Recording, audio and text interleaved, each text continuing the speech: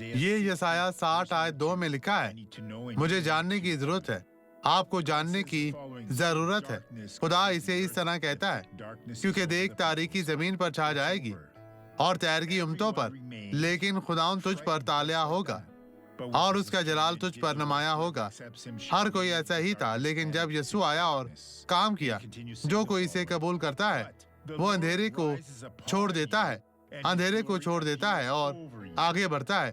اپنے ماضی کو بھول جائیں، آپ خدا سے تعلق رکھتے ہیں، آپ خدا کے فرزند ہیں، یسوع میں برکت پائیں، خود فیصلہ کریں اور خداوند آپ کو برکت دے گا۔ اب یہ گواہی دیکھیں اور میں آپ کے لیے واپس آؤں گا۔ آپ کو کیا مسئلہ تھا؟ بھولیاں، اگر میں ایسے کرتی تھی میں نہیں جا سکتی تھی، بہت برا تھا۔ کتنا عرصہ ہو چکا ہے؟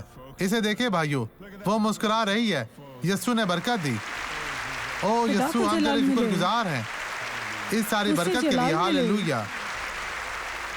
کتنا عرصہ سے ایسا تھا میری بہن؟ 10 سال سے پاسٹر، اب یہ ختم ہو گیا، چکا ہے۔ خدا کو جلال ملے۔